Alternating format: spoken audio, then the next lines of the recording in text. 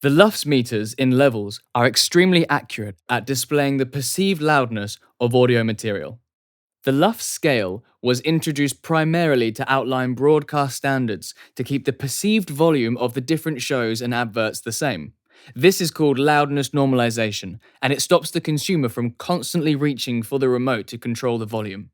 The music industry is following suit, and now many leading streaming platforms such as Spotify, YouTube, and iTunes Radio are normalizing music so the playback is at a consistent volume. If you hear a dynamically mastered jazz track, followed by a compressed, loud dubstep track on Spotify, they maintain a relatively constant perceived loudness. Now, if you produce music, the following information is crucial for you to know, as you need to understand how your audience will experience your music. The current trend of mastering music super loud is already extremely detrimental to the quality of the audio. But, as I will explain in this video, the future of music consumption will favor dynamic music over loud compressed music. So understanding and using LUFS meters in your production process will ensure your music is heard in its best possible form. Let's take iTunes Radio as our example.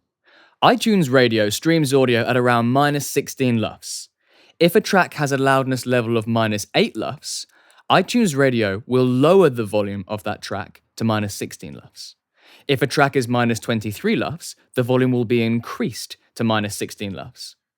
This is actually great news. It encourages artists to make their music more dynamic and less compressed. If you're a music producer or songwriter, you may have heard of the loudness war. The loudness war ideology is the louder your track, the better it sounds. Now, that is no longer necessarily the case. Here, we see a dynamic track measuring -16 LUFS.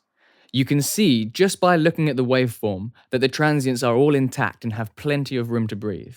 Here, we see the same track, but with compression and limiting, bringing it up to -8 LUFS. See how the transients are now all squashed to the same level, with no dynamic variation between them. This makes the track sound much flatter and less interesting. -8 LUFS is actually the same loudness as many chart-topping hits. Here, we see how the waveform would look when played back through iTunes Radio. The iTunes Radio algorithm would lower the volume to bring the track to -16 LUFS. The damage already done by the excessive compression and limiting is irreversible. Here, we see the same tracks pictured side by side. They both have a loudness reading of -16 LUFS. The more dynamic bounce in green will sound a lot better when played back through online streaming services. The overcompressed track in the red will lack the charisma and energy of its dynamic counterpart. So how should we use the LUFS meters in levels to master our audio for streaming? The short-term meter on the left will display the LUFS measurement over the last 3 seconds. The integrated meter on the right shows the accumulating LUFS level of your track. You can reset the meters by clicking on the readouts. Each bar represents one loudness unit. The default integrated LUFS threshold for mixing is -16 and -9 for mastering. You can change the integrated LUFS mastering target to -16 for streaming.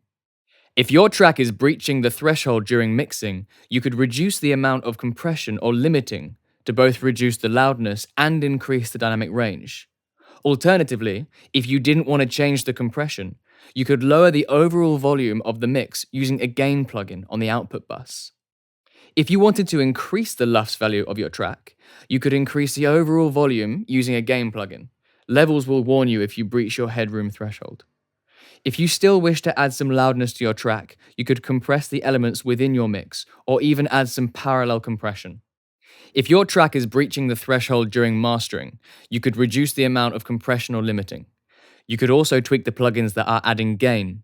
This could be any EQ boosts you've made or harmonic distortion. To increase the LUFS without changing the sound and balance of your mix, you could use a gain plugin at the start of your chain. You could also add some compression, limiting, or harmonic distortion to increase the loudness. This is all a lot to take on board, but levels can make your production process easier by letting you know if you've breached your LUFS target. If the LUFS thresholds are not breached, you can just get on with your mix knowing that you're not negatively affecting the quality of your audio.